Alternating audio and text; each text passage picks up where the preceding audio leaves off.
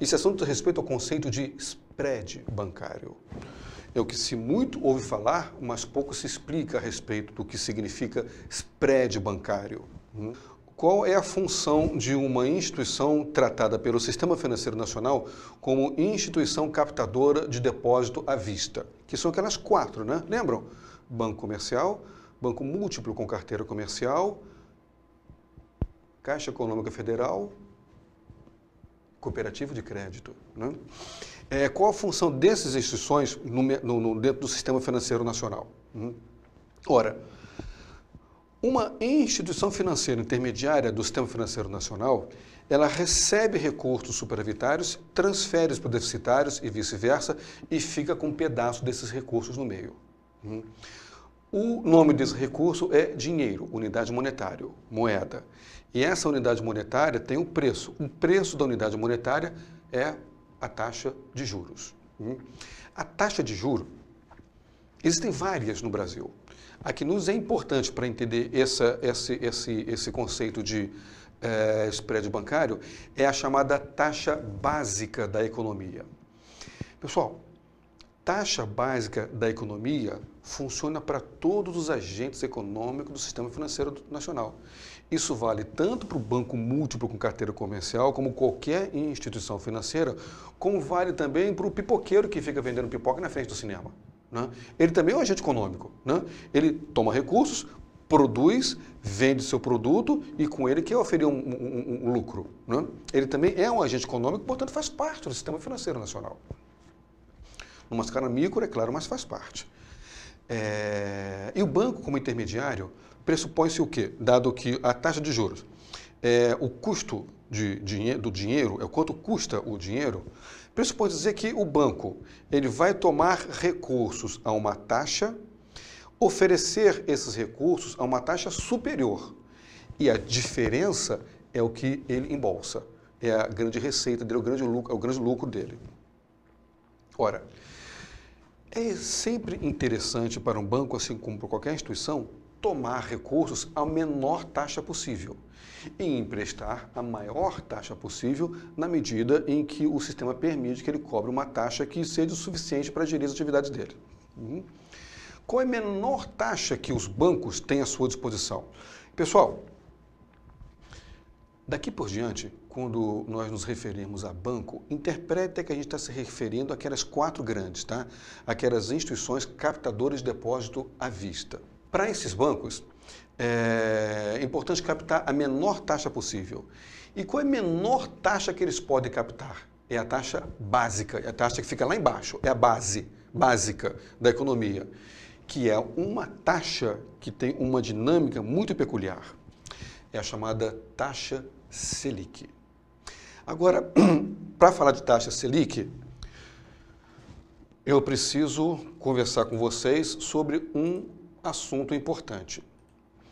Porque eu preciso explicar para vocês, pessoal, que existe uma expressão chamada Selic. Selic, ela deve ser interpretada sob 3 pontos de vista. Primeira Selic é o chamado Sistema Selic. A segunda interpretação da taxa Selic é a chamada taxa Selic over. Ou então, taxa Selic diária. E a terceira interpretação que se tem a respeito de Selic seria a famosa taxa Selic meta. Portanto, pessoal, Selic ela é uma palavra que tem 3 sobrenomes. O primeiro sobrenome é Sistema Selic. O outro sobrenome é taxa Selic over, ou taxa Selic diária. E o terceiro sobrenome é taxa Selic meta. Temos, portanto, 3 interpretações para uma mesma expressão, taxa Selic. O spread bancário está relacionado não ao sistema Selic. O spread bancário está relacionado não à Selic meta. O spread bancário está relacionado à Selic over, ou Selic diária.